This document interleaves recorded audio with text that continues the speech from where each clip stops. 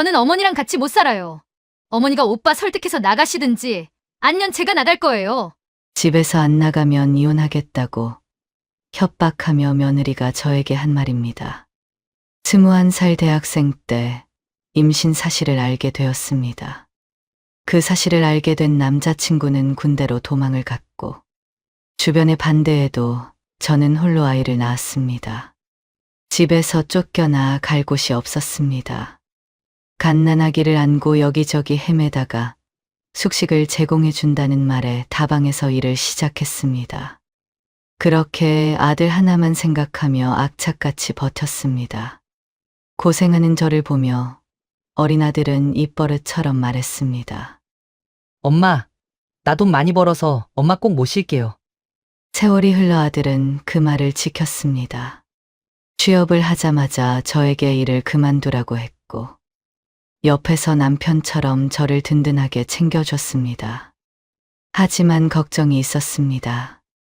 아들은 여자친구를 만날 때마다 결혼 조건으로 저와 함께 사는 것을 내걸었습니다. 요즘 시대에 누가 시어머니를 모시고 살려고 하겠어요? 그렇게 아들은 결혼을 못한 채 나이만 먹어갔습니다. 그러다 37살이 되었을 때 아들은 결혼할 사람이라며 여자친구를 데리고 왔습니다. 여자친구도 저와 함께 사는 것이 좋다고 했습니다. 다행이다 싶었지만 한편으로는 마음이 아팠습니다. 아들은 자기가 좋아하는 여자가 아니라 저와 함께 살아줄 여자를 찾고 있었던 것이었습니다. 그렇게 아들 부부와 함께 살게 되었습니다.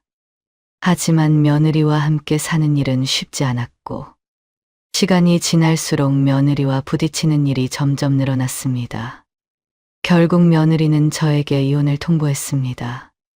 일주일 안에 제가 집을 나가지 않으면 며느리가 집을 나가겠다고 했습니다. 저는 아들의 이혼만은 막아야 했습니다.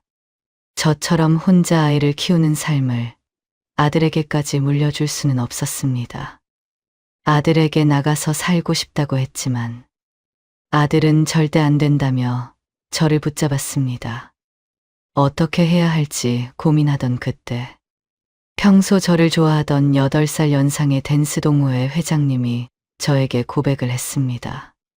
저는 그분을 좋아하지는 않았지만 아들의 가정을 지키고 싶어 결국 그분과 재혼을 하기로 했습니다. 제 속도 모른 채 아들은 축하한다며 기뻐했습니다. 그렇게 그분과 결혼 생활을 시작한 지 3개월이 지났습니다. 하지만 저는 지금 매일 지옥 같은 시간을 보내고 있습니다. 40년 전 다방에서 일하던 시절보다 지금이 더 힘든 하루를 보내고 있습니다. 도망치듯 결혼한 것이 문제였을까요? 제 이야기 끝까지 들어주시고 여러분들의 생각을 남겨주세요. 구독과 좋아요는 저에게 큰 힘이 됩니다. 안녕하세요. 저는 60살 윤혜숙입니다. 지금부터 제 이야기를 해볼까 합니다. 39년 전으로 돌아가야 해요.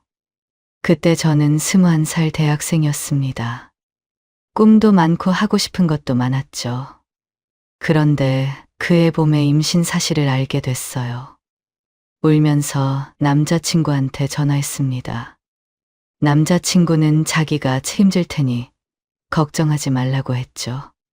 그 말을 믿었습니다. 그런데 일주일 후 연락이 왔어요.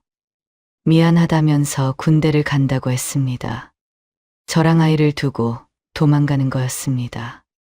버림받은 거였죠. 그렇게 혼자 남겨졌습니다. 밤마다 이불 뒤집어 쓰고 울었어요. 낳고 싶었습니다. 뱃속에서 아이가 자라는 게 느껴졌거든요. 근데 혼자 키울 자신이 없었어요. 그렇다고 포기할 수도 없었죠.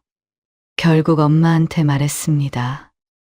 엄마라면 내 편이 되어줄 거라고 믿었어요. 엄마, 나 임신했어. 엄마 표정이 굳어졌습니다. 이제 겨우 21살인데 인생 망칠 일 있어? 당장 없애. 엄마는 제 팔을 잡아 끌었습니다. 병원 가자면서요. 저는 울면서 버텼어요. 그날 밤 임신한 몸을 이끌고 집을 나왔습니다. 지금이야 미혼모 시설도 많지만 그때는 달랐어요. 1980년대였습니다. 미혼모는 죄인이었죠. 친구 자취방을 전전하다가 교회에서 운영하는 미혼모 시설이 있다는 걸 알게 됐어요. 거기서 몇 달을 버티다 그해 겨울에 아들을 낳았습니다. 이름을 준석이라고 지었어요. 교회에서는 입양을 권했습니다. 혼자서 어떻게 키우겠냐면서요. 근데 저는 그럴 수 없었어요. 준석이 얼굴을 보는 순간 결심했습니다. 이 아이만큼은 절대 포기하지 않기로요. 고민 끝에 다시 집을 찾아갔어요. 아이를 낳았으니 이제는 받아주지 않을까 싶었습니다. 엄마도 손주 얼굴 보면 마음이 바뀌지 않을까 그런 기대를 품고 현관문을 두드렸어요. 당장 입양 보내든지 아니면 나가. 엄마는 준석이 얼굴도 제대로 안 보고 문을 닫아버렸습니다. 추운 겨울에 갓난 아기를 데리고 갈 곳이 없었어요. 대학 친구들이 사정을 알고 조금씩 돈을 모아줬습니다. 고마웠지만 그 돈으로는 월세방 보증금도 안 됐습니다. 먹고 살려면 일자리를 찾아야 했어요. 근데 갓난아기 데리고 써주는 곳이 없었습니다. 식당도 가보고 공장도 가봤어요. 다들 고개를 저었죠. 발품 팔다가 우연히 알게 된 곳이 있었어요. 다른 지역에 있는 다방이었습니다. 숙식을 제공해주고 숙소 주인 할머니가 낮 동안 아이를 봐준다고 했어요. 선택의 여지가 없었습니다. 대학까지 다니던 제가 다방에서 일하게 되다니 부끄러웠어요. 근데 자존심 따위는 버렸습니다. 준석이를 위해서요. 그렇게 4년을 버텼습니다. 버티다 보니 준석이가 유치원에 갈 나이가 됐습니다. 더 좋은 환경에서 키우고 싶었어요. 그리고 준석이도 슬슬 알 나이가 됐죠. 엄마가 어떤 일을 하는지요. 창피한 엄마가 되기 싫었습니다. 다방을 그만뒀어요. 4년 동안 악착같이 모은 돈으로 다른 지역에 전세방을 구했습니다. 아는 사람한테 들킬까봐 멀리 갔어요. 완전히 새로운 곳에서 다시 시작하고 싶었습니다. 이사를 하고 나니 마음이 조금 편해졌어요. 새로운 동네에서는 아무도 저를 몰랐습니다. 다방에서 일했던 과거도 몰랐죠. 완전히 새 사람이 된 기분이었어요. 근데 문제가 있었습니다. 당장 먹고 살아야 했어요. 일자리를 구해야 했습니다. 근데 아무 데나 갈 수는 없었어요. 준석이한테 부끄럽지 않은 일을 하고 싶었습니다. 다방 같은 데는 절대 안 된다고 다짐했어요. 고민을 많이 했습니다. 그러다 신문에서 간호조무사 학원 광고를 봤습니다. 자격증 따면 취업이 잘 된다고 적혀 있었어요. 이거다 싶었습니다. 그렇게 자격증을 따고 동네 피부과에서 간호조무사로 일하게 됐어요. 처음으로 떳떳한 직장을 다니게 된 거였습니다. 근데 월급이 문제였습니다. 다방에서 일할 때보다 훨씬 적었어요. 한 달 생활하고 나면 남는 게 거의 없었습니다.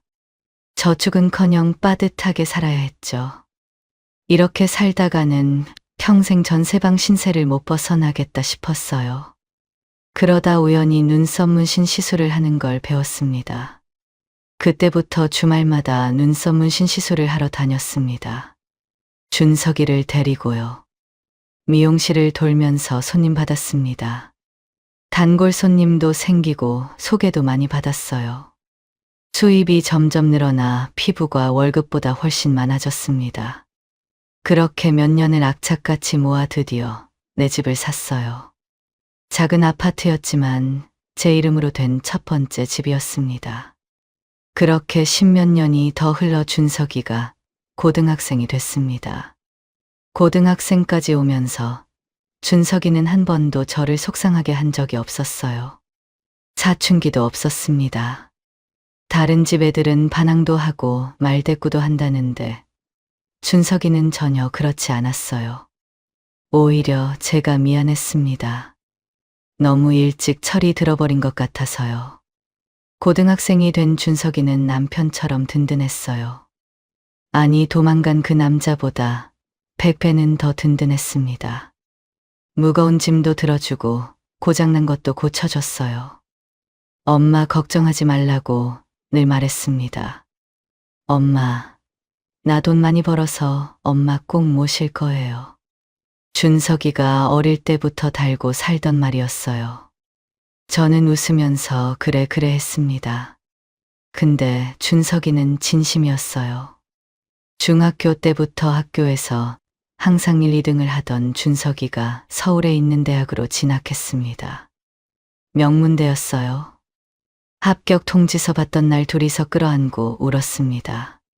그렇게 20년 만에 처음으로 준석이랑 떨어지게 됐어요. 시원섭섭했습니다.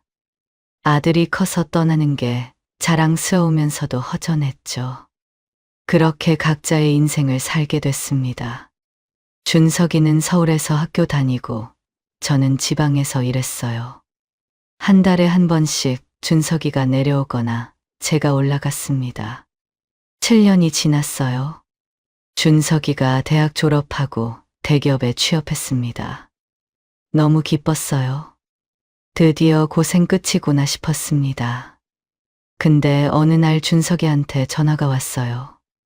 지방으로 발령받았다면서요. 제가 사는 지역으로요. 저는 깜짝 놀랐습니다. 힘들게 공부해서 서울에 있는 대기업 들어갔는데 왜 지방으로 오냐고요. 서울에서 일해야 승진도 빠르지 않냐고 했죠. 고생하신 엄마 혼자 둘 수가 없어요. 엄마는 내가 끝까지 모실 거예요. 전화기 너머로 준석이 목소리가 단호했습니다. 저는 눈물이 났어요. 말렸지만 소용없었습니다. 준석이 마음은 이미 정해져 있었어요. 준석이가 다시 집으로 왔습니다. 그리고 준석이가 저한테 말했어요. 이제 일 그만하세요. 제가 벌어서 모실게요.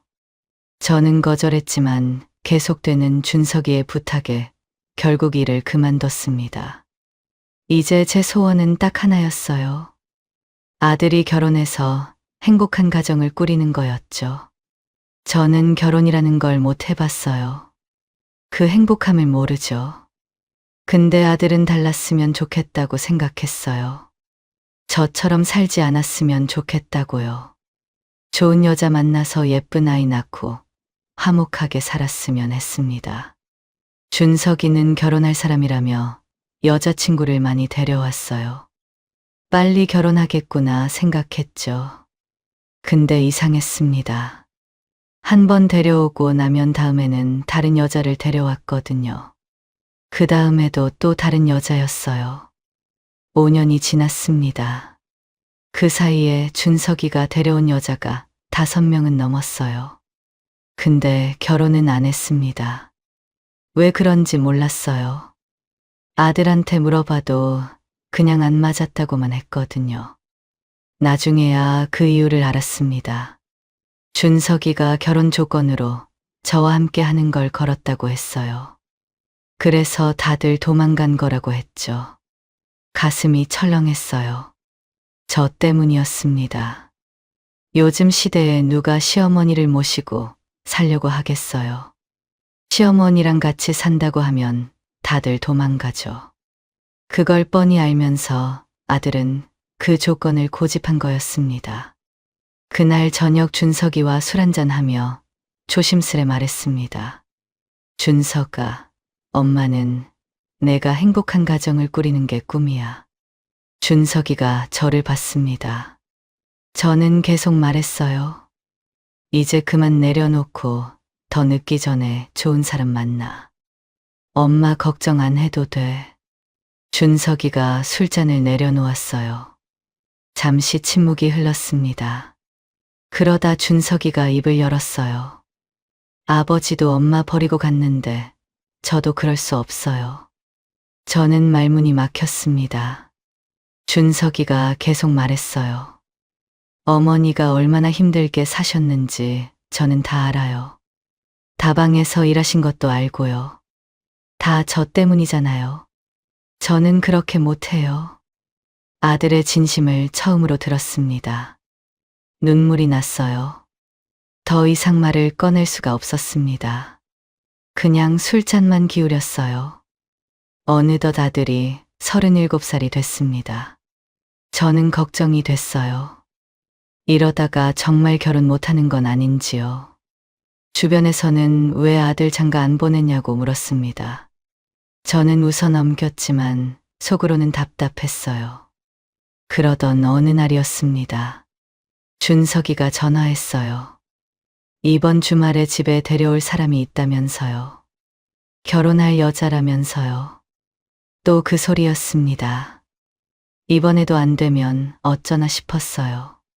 주말에 준석이가 여자를 데리고 왔습니다. 현미라는 이름이었어요. 첫인상은 괜찮았습니다. 얌전하게 생겼고 예의도 발랐죠. 저는 기뻤지만 걱정이 앞섰어요. 이번에도 깨지면 어쩌나요? 또 쟤 때문에요. 거실에 앉아서 이야기를 나눴습니다. 차를 대접하면서 이것저것 물어봤어요. 직장은 어디 다니는지, 부모님은 어떤 분인지요. 그러다 준석이 여자친구가 먼저 말을 꺼냈어요. 어머니, 준석 씨가 정말 효자시더라고요.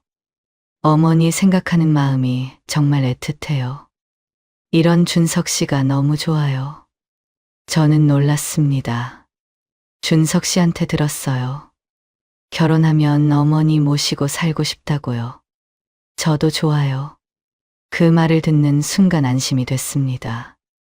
드디어 받아주는 사람이 나타난 거였어요. 저는 기뻐서 덥석 손을 잡았습니다. 고맙다고 우리 준석이 잘 부탁한다고요. 그렇게 즐거운 마음으로 이야기를 나눴어요. 분위기가 좋았습니다. 준석이 여자친구가 자기 이야기를 해줬어요. 준석이를 5년째 따라다녔다고 했죠. 근데 준석이가 눈길 한 번 안 줬대요. 5년 동안 계속 밀어냈는데 최근에야 마음을 열었다고 했습니다. 저는 그 말을 듣고 마음이 갑자기 불편해졌어요. 5년 동안 관심도 없던 여자였잖아요. 그런데 갑자기 결혼한다고요. 이상했습니다. 설마 하는 생각이 들었어요. 좋아하지도 않는 여자인데 저 때문에 결혼하는 건 아닌지.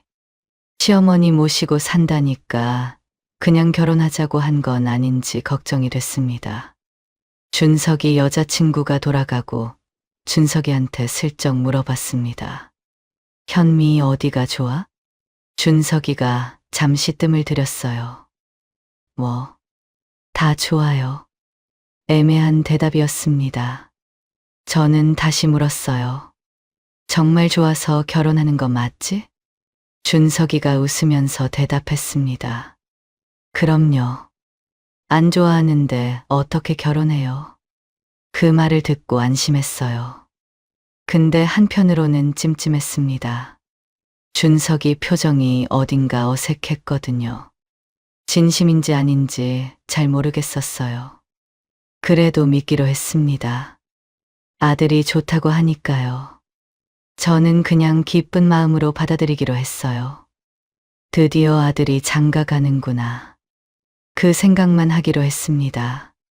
그날 이후 결혼은 빠르게 진행됐습니다. 6개월 후 결혼식이 끝나고 며느리가 집으로 들어왔습니다. 저도 며칠 전부터 걱정을 많이 했어요. 며느리도 시어머니랑 사는 게 불편하겠지만 저도 며느리가 불편했거든요. 평생 아들과 둘이 살다가 처음으로 다른 사람이 집에 들어오는 거였습니다. 그래도 이렇게 된 거 잘 지내보자고 생각했어요.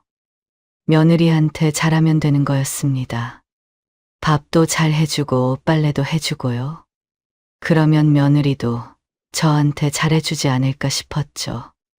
며느리가 들어오고 한 달이 지났습니다. 생각보다 불편하지 않았어요.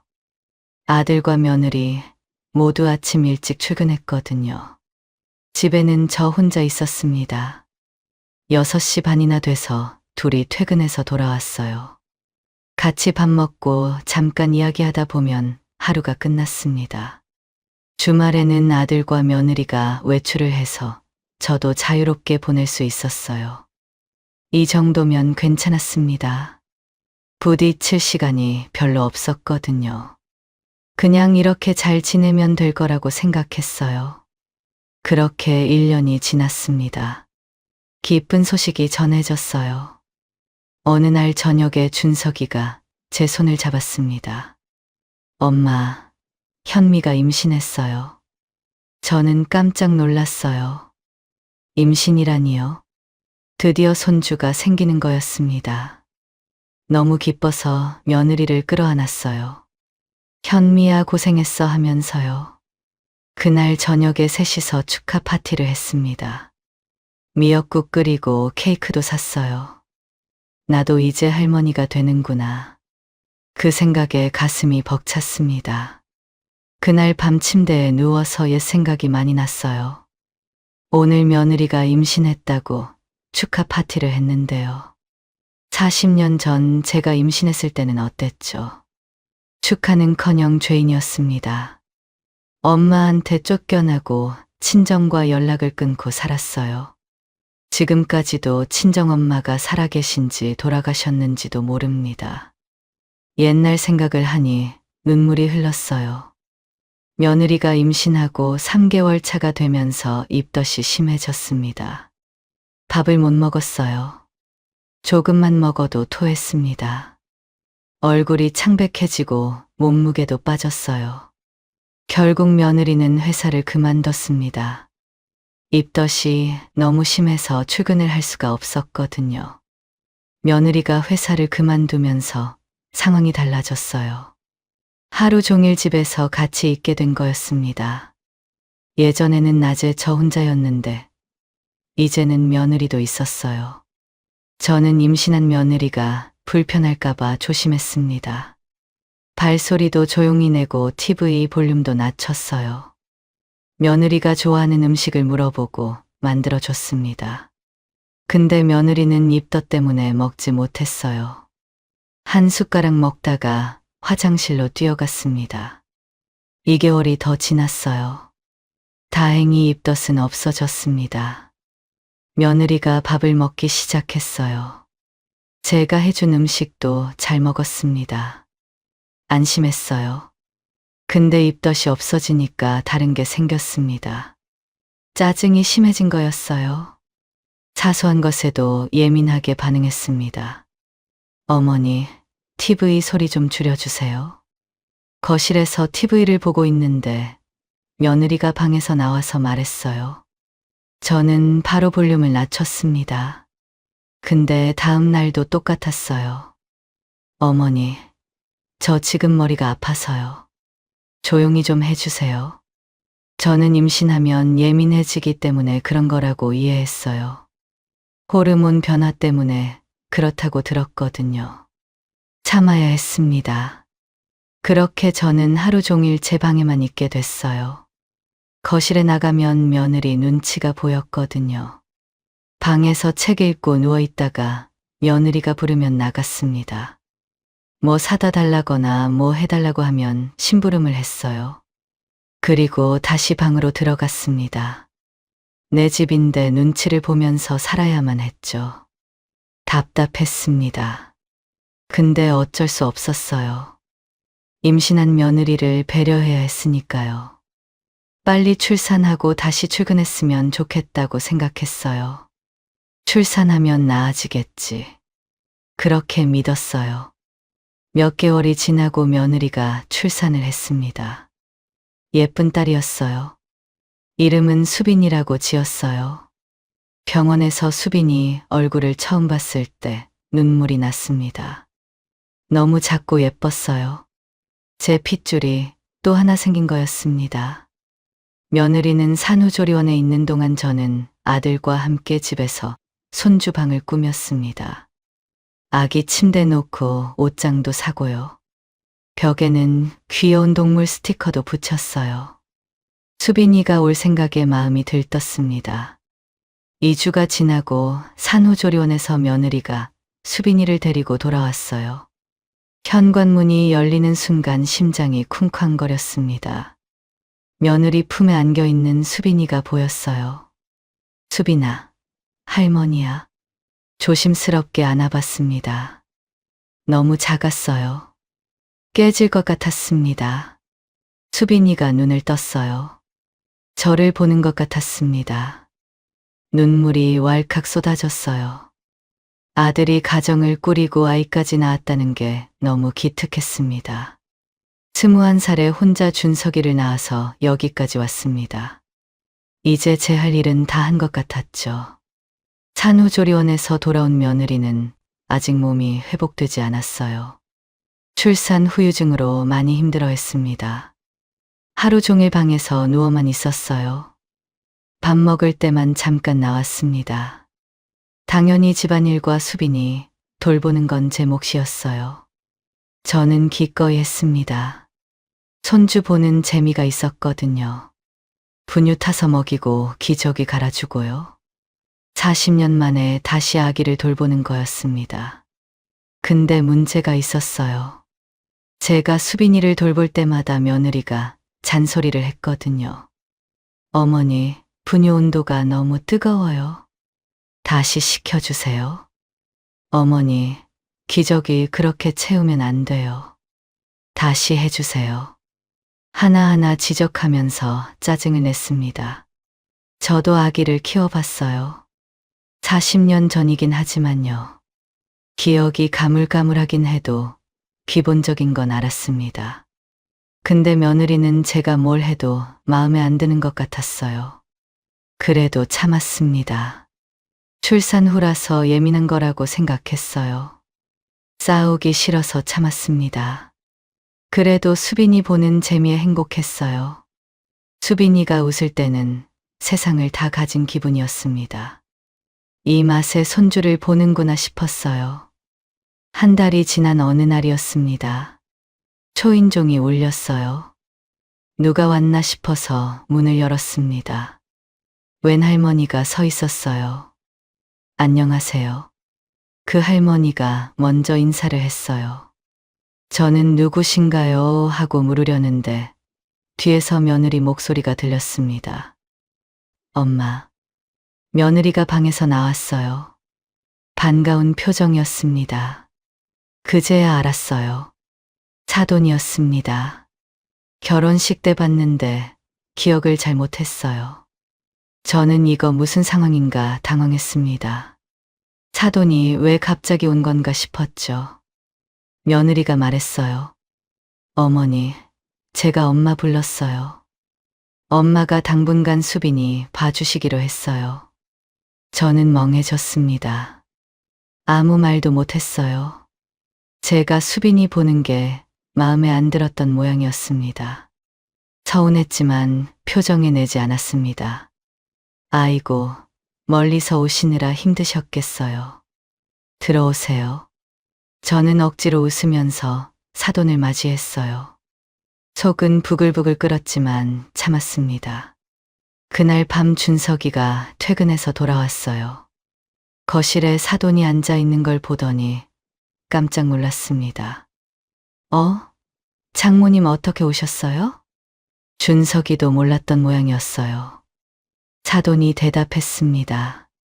아침에 갑자기 현미한테 연락이 와서 왔어. 수빈이 봐달라고 해서 왔어. 준석이가 며느리 쪽을 슬쩍 봤어요. 근데 아무 말도 안 했습니다. 잘 오셨어요. 멀리서 오시느라 고생하셨겠어요.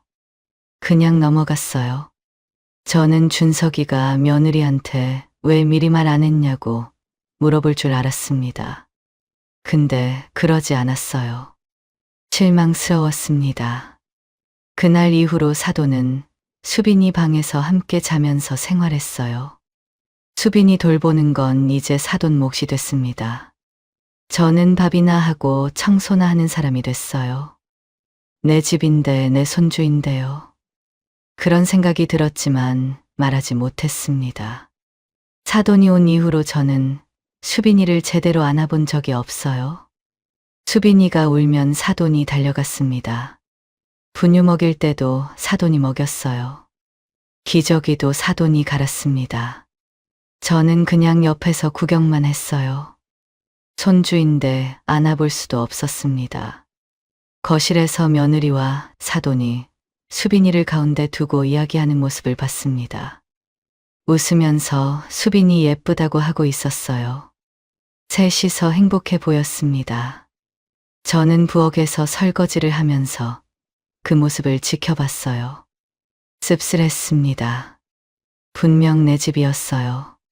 제 이름으로 된 집이었습니다. 근데 남의 집에 와 있는 것처럼 불편했어요. 손님이 된 기분이었습니다. 사돈은 처음에 이리주만 있다가 간다고 했어요. 근데 한 달이 지나도 갈 생각이 없었습니다. 오히려 짐을 더 풀었어요. 옷도 가져오고 화장품도 가져왔습니다. 아예 눌러앉을 기세였죠. 준석이한테 조심스럽게 말했습니다. 사돈 어른 언제까지 계실 거냐고요. 준석이가 잠시 뜸을 들이다가 자기도 어쩔 수 없다고 대답했어요. 현미가 엄마 있으면 편하다고 하는데 가시라고 할 수도 없다고 했죠. 저는 더 말하지 못했어요. 더 말하면 준석이와 며느리가 싸울 것 같았거든요. 준석이가 말을 이었습니다. 엄마 불편하시면 장모님 계시는 동안 문화센터나 복지관 가서 뭐라도 배우시는 게 어때요? 저는 잠시 생각했습니다. 집에 있어 봤자 할 일도 없고 답답했어요. 뭔가 배우면서 시간을 보내는 것도 좋은 것 같았습니다. 다음 날 집 근처 주민센터로 갔습니다. 지난번에 주민센터 갔다가 2층에서 여러 프로그램을 한다는 걸 봤거든요. 어떤 게 있나 구경하러 갔어요. 게시판에 프로그램 목록이 붙어 있었습니다. 서예, 노래교실, 요가, 컴퓨터. 여러 가지가 있었어요.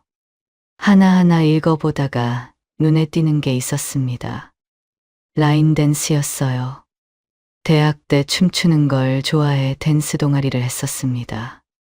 40년 전 이야기지만 다시 한번 해보고 싶었습니다. 바로 라인 댄스 수업을 신청했어요. 다음 주부터 시작이었습니다. 일주일이 지나고 라인 댄스 첫 수업을 받으러 갔습니다. 긴장되는 마음으로 강의실에 들어갔어요. 안에는 이미 사람들이 모여 있었습니다. 50대에서 70대까지 다양했어요. 저 같은 할머니들도 많았습니다. 강사가 앞에 섰어요. 음악이 흘러나왔습니다. 강사가 동작을 하나씩 알려줬어요. 저는 따라했습니다. 처음에는 어색했어요. 발이 꼬이고 손이 따로 놀았습니다. 근데 하면 할수록 몸이 기억하는 것 같았어요. 대학 때 춤추던 감각이 살아났습니다. 동작이 점점 자연스러워졌어요. 회원님 진짜 잘하시네요. 강사가 저를 보면서 칭찬했어요. 다른 사람들도 저를 쳐다봤습니다. 처음 온 사람이 잘한다고 수근거렸어요. 기분이 좋았습니다. 수업이 끝나고 사람들과 차 한잔 하면서 수다를 떨었어요. 1년 동안 며느리 눈치만 보고 살았습니다.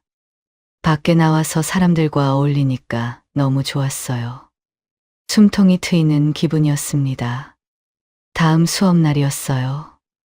음악에 맞춰서 춤을 추고 있는데 문이 열렸습니다. 웬 할아버지가 들어왔어요. 60대쯤으로 보였습니다. 키가 크고 체격이 좋았어요. 회장님 오셨어요? 사람들이 반갑게 인사했습니다. 회장님이라고요.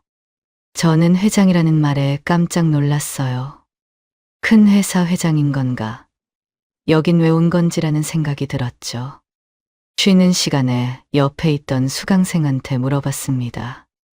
아까 회장님이라는 분 누구냐고, 어디 기업 회장님이냐고 물었어요. 그러자 수강생들이 웃음을 터뜨렸어요. 무슨 기업 회장이냐면서 라인댄스 동호회 회장님이라면서요. 오래 하셔서 회장 맡고 계신 거라고 했습니다. 저는 그제야 하고 이해했어요. 동호회 회장이라니 괜히 부끄러웠습니다. 그때 회장님이라는 분이 제 쪽으로 걸어왔어요. 저를 보더니 웃으면서 말했습니다. 새로 오신 회원님이시죠? 저는 이번 주에 처음 왔다고 대답했어요. 회장님이 손을 내밀었습니다. 잘 오셨어요. 앞으로 재미있게 해봐요. 계속 다니실 거면 우리 동호회에 들어오세요. 주민센터 수업 말고도 따로 모여서 연습하고 공연도 한다면서요. 바로 대답하기가 뭐해서 생각해보겠다고 했습니다. 회장님이 웃으면서 고개를 끄덕였습니다. 라인 댄스를 배우면서 활력을 얻었어요. 춤출 때는 모든 걱정을 잊을 수 있었습니다. 하지만 집에 돌아오면 또 답답해졌어요. 현관문 열고 들어가는 순간 숨이 막혔습니다. 거실에서 사돈이랑 며느리가 수빈이를 가운데 두고 이야기하고 있었어요. 웃음소리가 들렸습니다. 저는 인사만 하고 방으로 들어갔죠. 방문을 닫고 침대에 앉았어요. 한숨이 나왔습니다. 더 이상 못 참겠더라고요. 그날 저녁 준석이한테 말했어요. 이제 현미도 다 나은 것 같은데 가셔도 되지 않겠냐고요. 2개월이나 계셨으니까 사돈도 힘드실 거라고 했죠.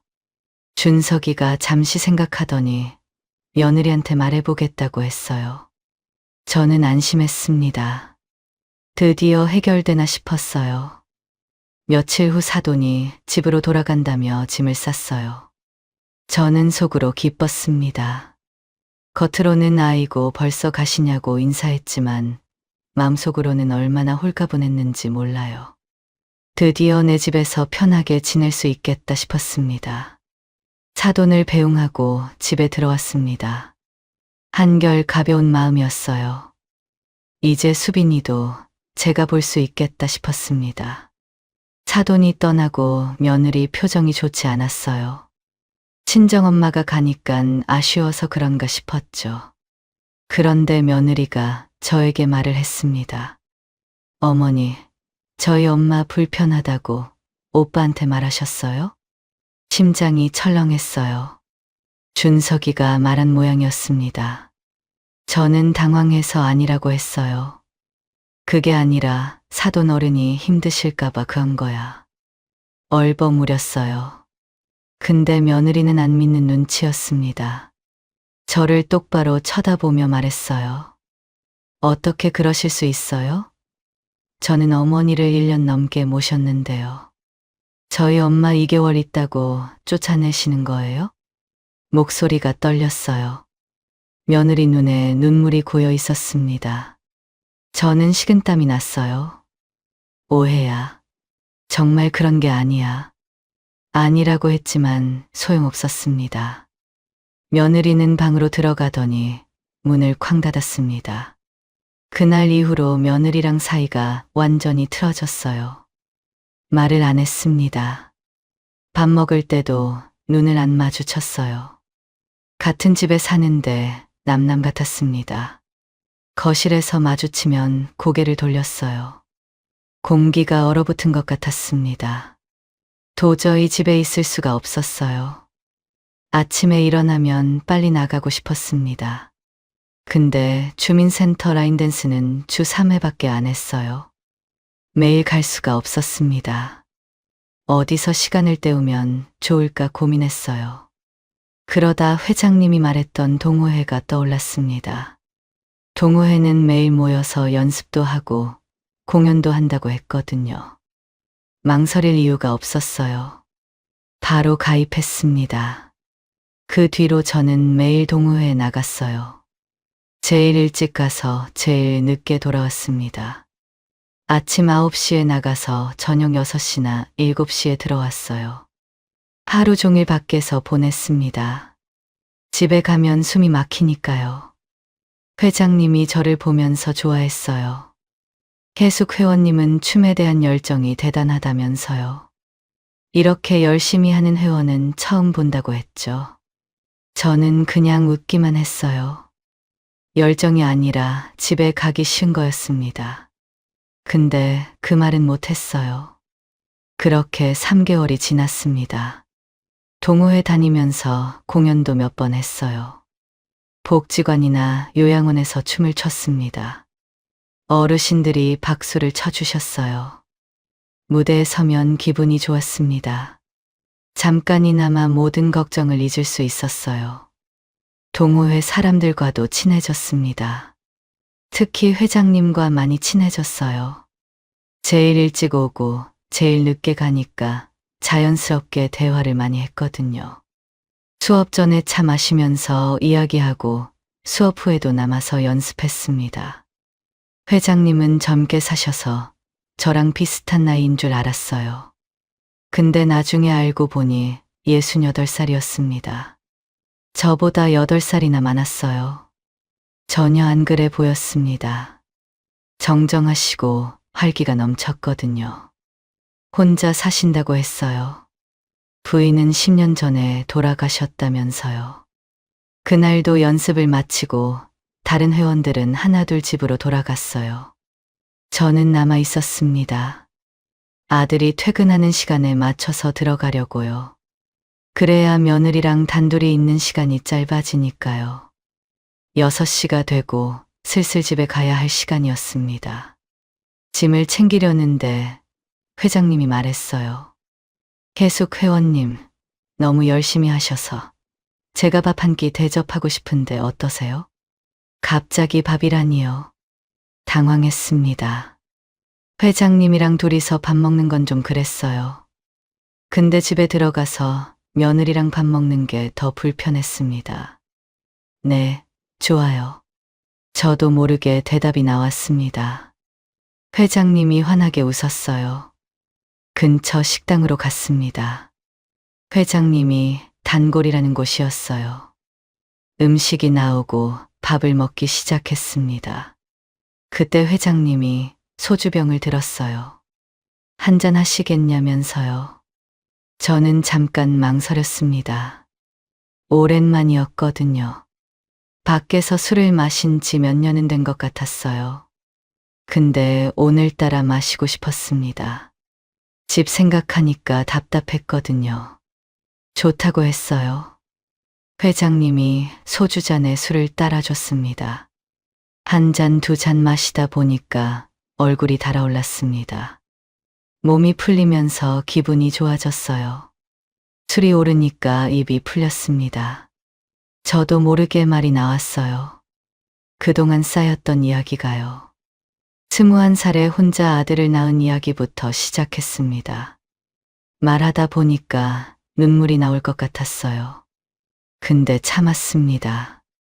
회장님이 조용히 듣고 있었어요. 며느리 이야기도 했습니다. 집에 들어가기 싫다고 내 집인데 눈치 본다고요. 사돈 쫓아냈다고 오해받은 이야기도 했어요. 그 뒤로 며느리랑 한마디도 안 한다고 했죠. 이제까지 아무한테도 못한 이야기였어요. 근데 회장님한테는 술술 나왔습니다. 왜 그런지 모르겠어요. 술 때문인지 아니면 회장님이 편해서 그런지 가슴이 조금 뚫리는 기분이었습니다. 1차를 마치고 자리를 옮겼어요. 근처 호프집으로 갔습니다. 오랜만에 술을 마시니까 힘들었지만 기분은 좋았어요. 회장님이랑 이야기하니까 시간 가는 줄 몰랐습니다.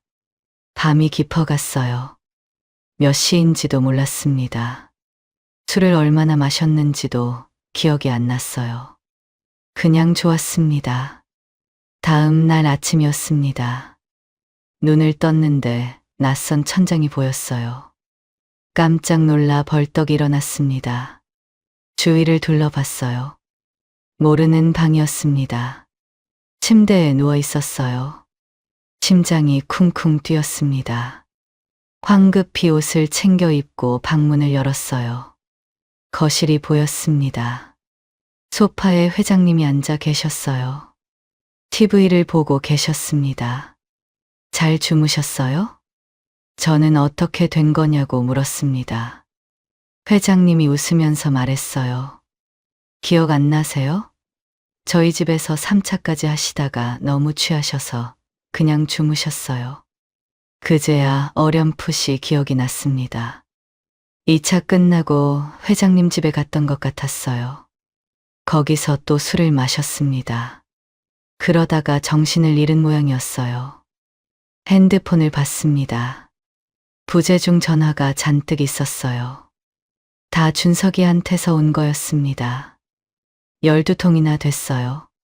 가슴이 철렁했습니다. 혹시 실수한 거 없냐고 물었어요.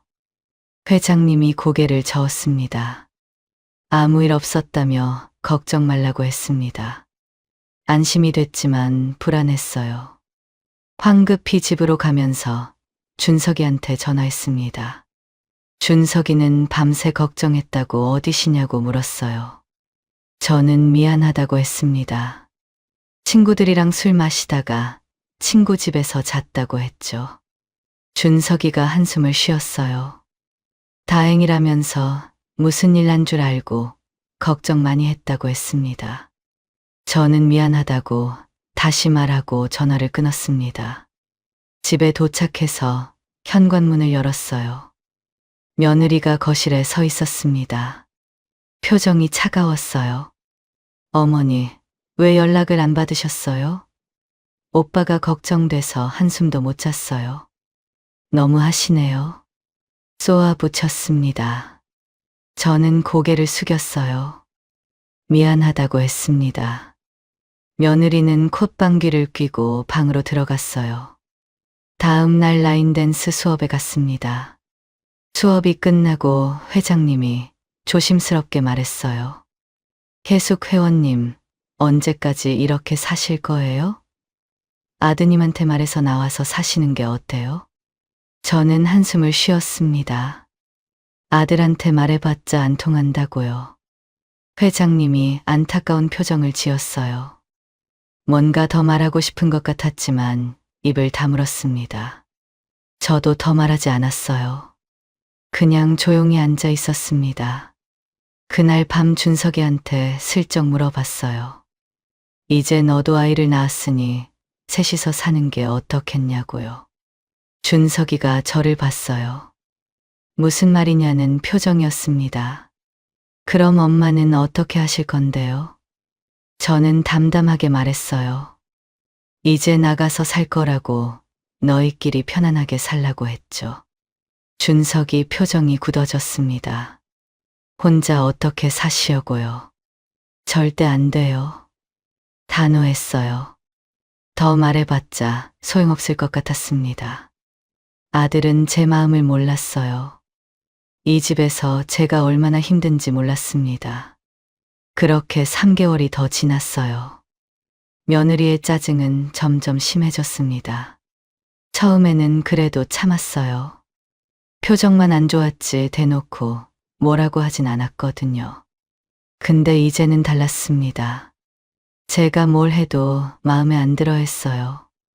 청소를 해놓으면 여기 안 닦았다고 하고 수빈이한테 과자를 주면 왜 허락도 없이 주냐고 했습니다. 대놓고 구박했어요. 제가 거실에 나가면 인상을 쓰고 제가 말을 걸면 대답을 안 했습니다. 없는 사람 취급했어요. 아들한테 말하고 싶었습니다. 며느리가 나한테 이런다고 너무 힘들다고요. 근데 말할 수가 없었어요. 말하면 부부싸움이 날 게 뻔했거든요. 저 때문에 아들 부부가 싸우는 건 보고 싶지 않았습니다. 혼자 소가리를 했어요. 방에 들어가 울기도 많이 울었습니다. 내 집인데 이렇게 살아야 하나 싶었습니다. 40년 동안 혼자 아들 키우면서 이 집 샀어요. 제 땀과 눈물이 담긴 집이었습니다. 근데 이제는 남의 집 같았어요. 답답한 마음에 동호회로 갔습니다. 의자에 앉아서 물을 마시고 있는데 회장님이 다가왔습니다. 계속 회원님, 오늘 얼굴이 너무 안 좋으세요? 무슨 걱정 있어요? 저는 아니라고 했지만 회장님이 말하셨죠. 며느리 때문이죠? 저는 대답을 못하고 그냥 고개를 끄덕였습니다. 회장님이 한숨을 쉬었어요.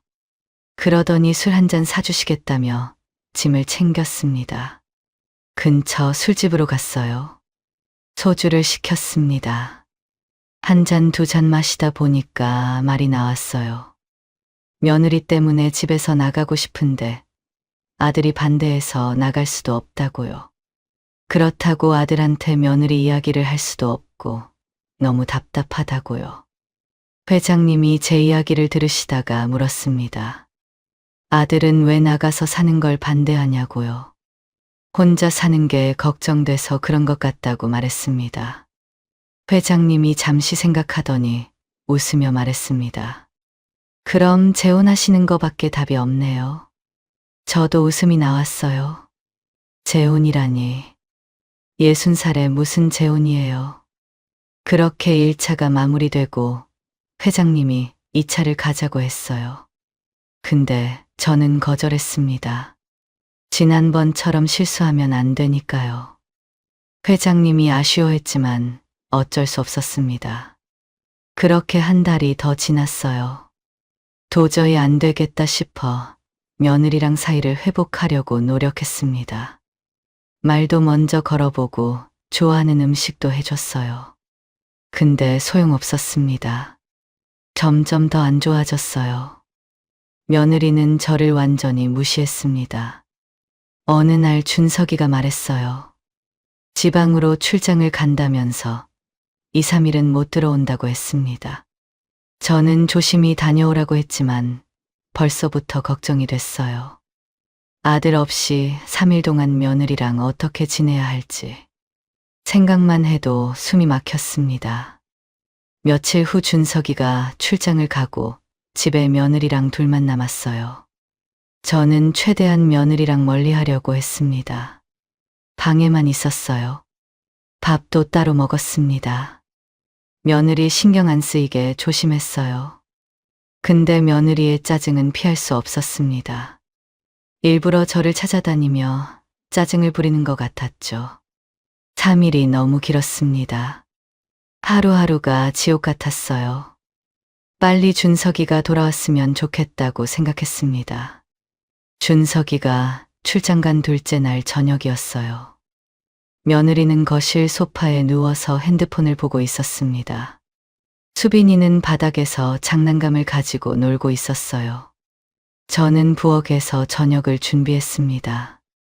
칼로 두부를 썰고 있는데 뒤에서 쿵 하는 소리가 났어요. 그리고 수빈이 우는 소리가 들렸습니다. 깜짝 놀라서 뒤를 돌아봤어요. 수빈이가 주방 입구에서 넘어져 있었습니다. 바닥에 엎드려서 울고 있었어요. 저는 얼른 달려가서 수빈이를 일으켜 세웠어요. 괜찮아, 괜찮아 하면서 달랬습니다. 다행히 크게 다친 데는 없어 보였어요. 수빈이 등을 토닥이고 있는데 갑자기 누가 저를 세게 밀었어요. 뒤로 휙 밀렸습니다. 균형을 잃고 싱크대 모서리에 허리를 세게 부딪혔어요. 욱신거렸습니다. 며느리였어요. 얘한테 무슨 짓을 한 거예요? 소리를 질렀어요. 저는 어이가 없었습니다. 무슨 짓이라니. 넘어진 걸 일으켜 세운 것뿐인데요. 며느리는 수빈이를 안아들고 달래면서 저한테 계속 소리쳤어요. 왜 제대로 안 봤냐고, 왜 부엌에서 놀게 냅뒀냐고, 저 때문에 다쳤다고 소리를 쳤습니다. 저도 더 이상 못 참고 그동안 참았던 게 폭발했어요. 내가 뭘 어쨌는데. 얘가 혼자 넘어진 거야. 나한테 왜 화를 내? 저도 소리쳤어요. 처음이었습니다. 며느리한테 소리 지른 건요. 2년 넘게 참았거든요. 아들 위해서 꾹꾹 눌러왔어요. 근데 이제는 한계였습니다. 며느리도 지지 않았어요. 더 크게 소리쳤습니다. 저도 받아쳤어요. 수빈이가 무서워서 더 크게 울었습니다. 싸움이 커졌어요. 며느리가 그동안 쌓인 불만을 다 쏟아냈습니다. 저도 참았던 말을 다 했어요. 서로 상처 주는 말을 주고받았습니다. 더 이상 못 있겠더라고요. 현관문을 열고 나왔습니다. 밖은 어두웠어요. 저녁 8시쯤이었습니다. 한참을 걸었어요. 어디로 가는지도 몰랐습니다. 그냥 걸었어요. 눈물이 났습니다. 막상 나왔는데 갈 곳이 없었어요. 급하게 나오느라 아무것도 안 챙겼습니다. 지갑도 없이 핸드폰만 있었어요. 어떻게 해야 할지 막막했습니다. 고민하다가 회장님한테 전화했어요. 제 사정을 아는 사람은 회장님뿐이었거든요. 회장님은 걱정하시며 어디냐, 당장 오시겠다고 했습니다. 20분쯤 지나서 회장님이 왔습니다. 저녁을 안 먹었다는 소리에 회장님이 식당으로 가자고 했습니다. 술을 시켰어요. 소주를 마시면서 오늘 있었던 이야기를 했습니다. 회장님은 조용히 들어줬어요. 한참을 말하고 나니까 가슴이 조금 뚫렸습니다. 그때 회장님이 말했어요. 혜숙 씨, 저랑 사시는 거 어때요? 며느리랑 사는 거보다 좋을 거예요. 저는 술이 확 깼어요. 웃으면서 농담이라도 고맙다고 했습니다. 농담 아니에요. 제가 혜숙 씨 많이 좋아해요.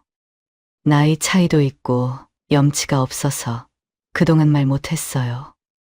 회장님이 진지하게 말했습니다. 저는 어떻게 대답해야 할지 몰랐어요. 갑작스러웠거든요. 갑자기 분위기가 어색해졌습니다. 저는 이제 그만 가봐야겠다 일어났어요. 회장님은 갈 데가 있으시냐고 오늘은 회장님 집에서 자고 가라고 했습니다. 하지만 그럴 수는 없어 그냥 집으로 가겠다고 했죠. 그러자 회장님이 주머니에서 지갑을 꺼냈어요. 현금 5만 원을 제 손에 쥐어줬습니다. 근처 모텔에서 자고 가라고 했어요. 오늘은 집에 가시면 안 될 것 같다면서요. 저는 고맙다며 돈을 받아서 근처 모텔로 갔습니다.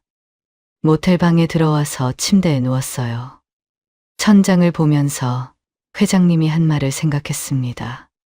저랑 사시는 거 어때요? 그 말이 계속 맴돌았어요. 농담은 아닌 것 같았습니다. 눈빛이 진지했거든요. 살 차이였습니다. 회장님이 68살이고 저는 60살이었어요. 그리고 제가 회장님을 막 좋아하는 것도 아니었습니다. 좋은 분이긴 했어요. 제 이야기 들어주시고 위로해 주시고요. 근데 그건 그냥 고마운 거지 좋아하는 건 아니었어요. 말도 안 된다고 생각했습니다. 60살에 무슨 재혼이에요. 그것도 8살 연상이랑요. 밤새 뒤척였습니다. 다음 날 아침이 됐어요. 모텔에서 나와서 집으로 갔습니다. 현관문 앞에서 한참을 서 있었어요. 문을 열기가 두려웠습니다. 며느리 얼굴 보기 싫었거든요. 근데 어쩔 수 없었어요. 문을 열고 들어가니 며느리가 거실에 앉아 있었습니다. 수빈이는 안 보였어요. 방에서 자는 것 같았습니다. 며느리가 저를 보더니 말했어요. 이야기 좀 하자면서요. 며느리가 차갑게 말을 했습니다. 어머니, 단도직입적으로 말할게요. 저 어머니랑 이제 못 살겠어요. 심장이 철렁했습니다. 며느리가 계속 말했어요. 오빠한테 말해봤자 안 된다고 할 게 뻔하고요. 그냥 이혼하려고요. 이혼이라니요? 저는 깜짝 놀랐어요. 손이 떨렸습니다. 이혼은 절대 안 된다고 했어요. 준석이가 얼마나 힘들게 결혼했는데 수빈이는 어떻게 하냐고 했죠. 며느리가 차갑게 말했어요. 그럼 어떻게 해요? 저는 어머니랑 못 살아요. 어머니가 오빠 설득해서 나가시든지 아니면 제가 나갈 거예요. 그러고는 자리에서 일어나서 방으로 들어갔습니다. 문이 닫혔어요. 저는 소파에 앉아서 멍하니 있었습니다. 온몸이 떨렸어요. 아들이 이혼하는 건 절대 볼 수 없었습니다. 제가 21살에 혼자 아이 키운 거 너무 힘들었거든요. 그 고생을 준석이한테 시킬 수 없었어요. 어떻게든 막아야 했습니다. 2일 동안 고민했어요. 어떻게 하면 아들을 설득할 수 있을지요. 밥도 못 먹고 잠도 못 잤습니다. 머리가 복잡했어요. 며칠 후 준석이가 출장에서 돌아왔습니다. 그날 저녁에 준석이한테 말했어요. 준석아, 엄마가 그냥 편하게 나가서 살고 싶어. 준석이가 저를 봤어요. 또 그 이야기냐면서 혹시 현미가 불편하게 하냐고 물었습니다. 저는 아니라고 했어요. 현미는 잘해주는데 그냥 내가 불편해서 그렇다고요.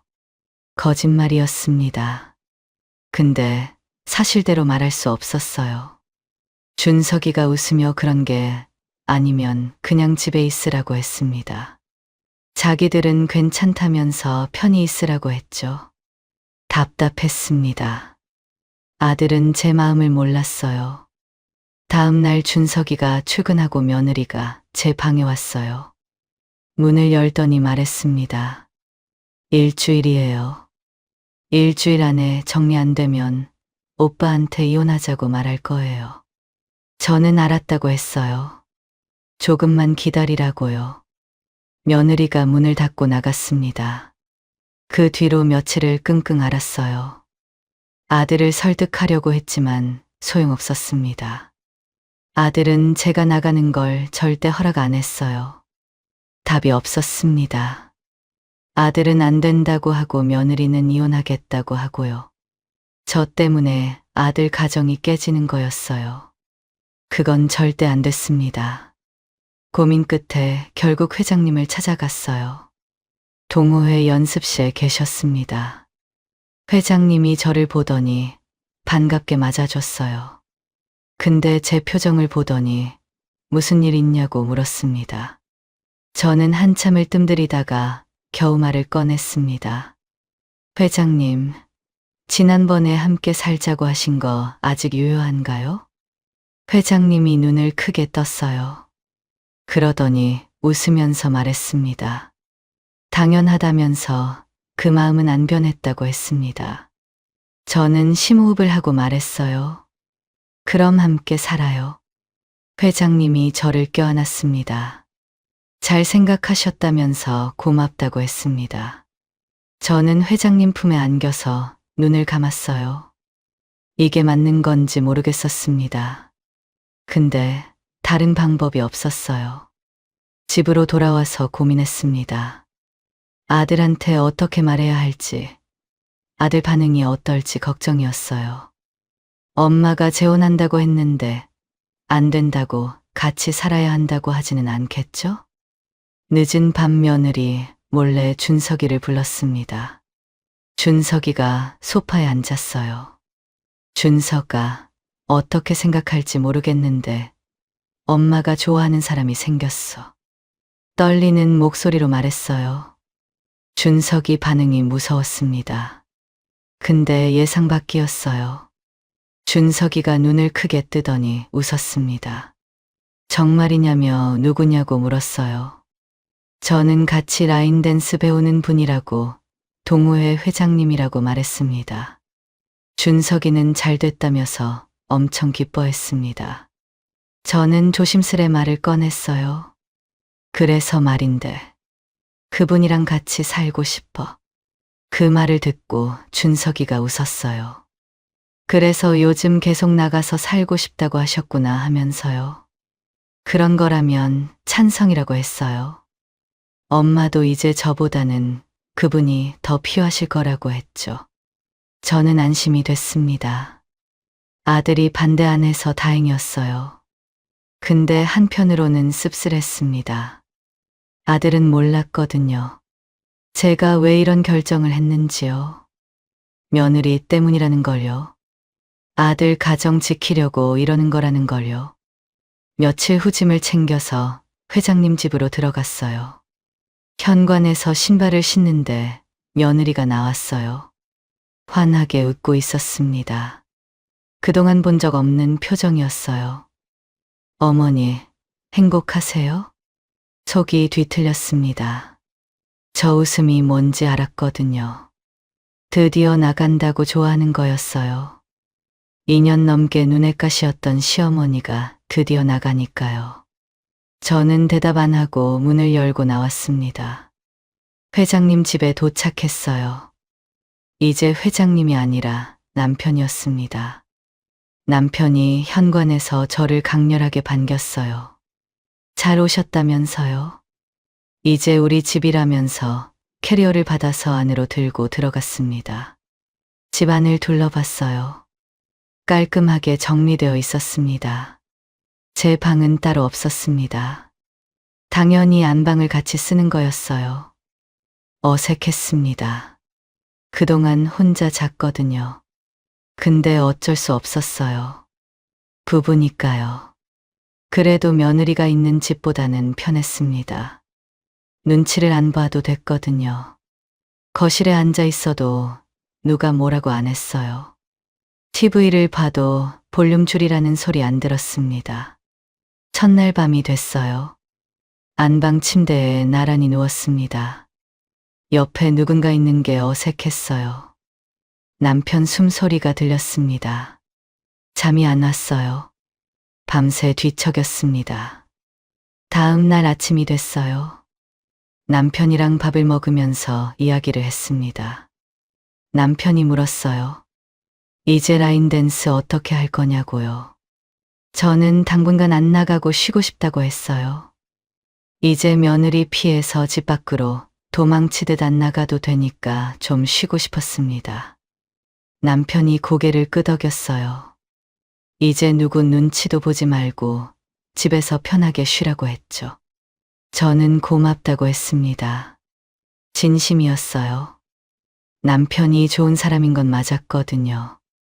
오후가 되고 남편은 라인댄스 동호회 간다며 나갔어요. 저는 혼자 집에 남았습니다. 거실 소파에 누워서 TV를 봤어요. 오랜만에 느끼는 여유였습니다. 솔직히 남편이 좋아서 결혼한 건 아니었어요. 아들 가정 지키려고 한 거였습니다. 근데 그게 중요한 게 아닌 것 같았어요. 그냥 행복하면 그만이지요. 이렇게 편하게 살 수 있으면 됐습니다. 그날 저녁이었어요. 저녁 준비를 마치고 남편한테 전화했습니다. 언제 오냐고요. 남편은 동호회 사람들과 저녁을 먹고 온다고 했어요. 저는 알았다고 하고 전화를 끊었습니다. 혼자 저녁을 먹었어요. 좀 허전했습니다. 근데 괜찮았어요. 혼자 먹는 게 익숙했거든요. 그렇게 살았으니까요. 밤이 깊어지고 남편이 술에 취해서 들어왔습니다. 현관문이 열리고 비틀거리면서 들어왔어요. 술 냄새가 진했습니다.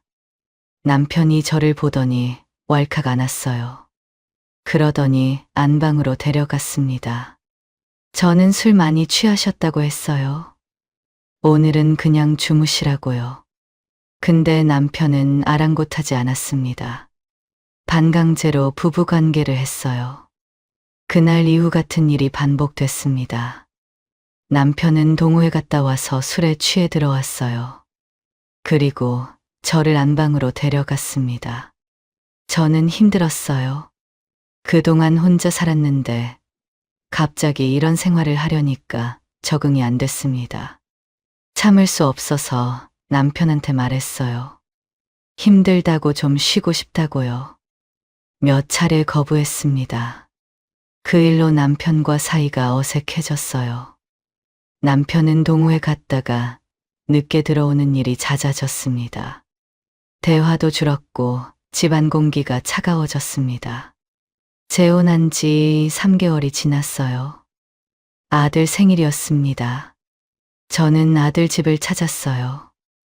오랜만에 손녀도 보고 아들도 보니 너무 좋았습니다. 수빈이가 많이 컸어요. 할머니 하면서 안겼습니다. 눈물이 날 뻔했어요. 근데 며느리 얼굴 보는 건 아직도 불편했습니다. 웃으면서 인사했지만 속은 그렇지 않았죠. 아들이 어떻게 지내시냐고 물었습니다. 저는 웃으며 너무 행복하다고 대답했습니다. 거짓말이었어요. 아들이 걱정할까봐 그런 거였습니다. 아들이 다행이라고 했어요. 그동안 엄마가 고생한 거 다 그분 만나려고 그런 거였나 보다면서 정말 잘 됐다고 했죠. 저는 식탁을 둘러봤습니다. 아들, 손녀, 며느리 셋이서 앉아 있었어요. 이게 행복이었습니다. 여기에 내가 끼어 있었으니 안 됐던 거였어요. 며느리 마음도 이해하려고 했습니다. 저 행복을 지켜주고 싶었습니다. 내가 조금 힘들어도 괜찮았어요. 아들 가정만 행복하면 됐습니다. 집에 도착해서 현관문을 열었어요. 거실에서 웃음소리가 들렸습니다. 들어가 보니까 남편이 60대로 보이는 여자 2명과 술을 마시고 있었어요. 동호회 회원인 것 같았습니다. 저는 깜짝 놀랐어요. 여자들이 저한테 인사를 했습니다. 저도 어색하게 인사했어요. 여자들은 한참 동안 웃으면서 술을 마시다가 돌아갔습니다. 여자들이 나가고 저는 남편한테 말했어요. 말도 없이 사람들을 데리고 오면 어떻게 하냐고 화를 냈어요. 남편이 대답했습니다. 회장직을 하다 보면 어쩔 수 없었다면서요.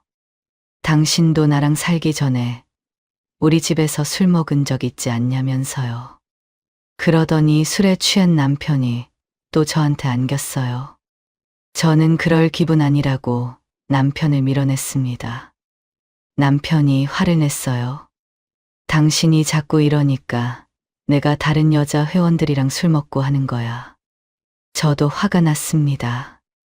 당신 이러려고 나랑 결혼하자고 한 거예요? 남편이 알 수 없는 표정으로 말했어요. 60대 남자가 재혼하는데 이거 말고 또 이유가 있어? 저는 말문이 막혔습니다. 그게 내 앞에서 할 소리냐고 했어요. 남편이 한숨을 쉬며 말했습니다. 당신도 좋아하는 줄 알았다면서 우리 서로 안 맞는 것 같으니까 그냥 끝내자고 했어요. 저는 깜짝 놀랐어요. 끝내다니 뭘 끝내냐고 물었습니다. 남편이 말했어요. 부부가 잠자리도 안 할 거면 뭐하러 같이 사냐고. 그냥 헤어지는 게 맞다고 했죠. 저는 그건 절대 안 된다고 했어요. 이혼하면 다시 아들 집으로 가야 했습니다. 그러면 며느리가 또 이혼하겠다고 할 거였어요. 아들 가정이 깨지는 거였습니다. 그건 절대 안 돼요. 남편은 단호하게 뭐가 안 되냐며 자기는 이렇게 못 산다고 말했습니다. 저는 오늘 저녁에 본 아들 가정이 떠올랐어요. 셋이서 행복하게 앉아있던 모습이요. 저 행복을 깨고 싶지 않았습니다. 내가 노력할 테니까 그런 말 하지 말아요. 남편이 웃었어요. 정말 노력할 거야? 그럼 좋아. 그러면서 저를 안방으로 데리고 들어갔습니다. 저는 정말 쉬었지만 따라갔어요. 아들 가정을 지키고 싶었거든요. 40년 전에 아들을 지키기 위해서 다방에서 일했던 것처럼요. 지금도 그렇게 사는 거였습니다. 하루에도 100번씩 이혼하고 싶었어요. 근데 아들을 떠올리면 참을 수밖에 없었습니다. 이 지옥이 언제쯤 끝날까요?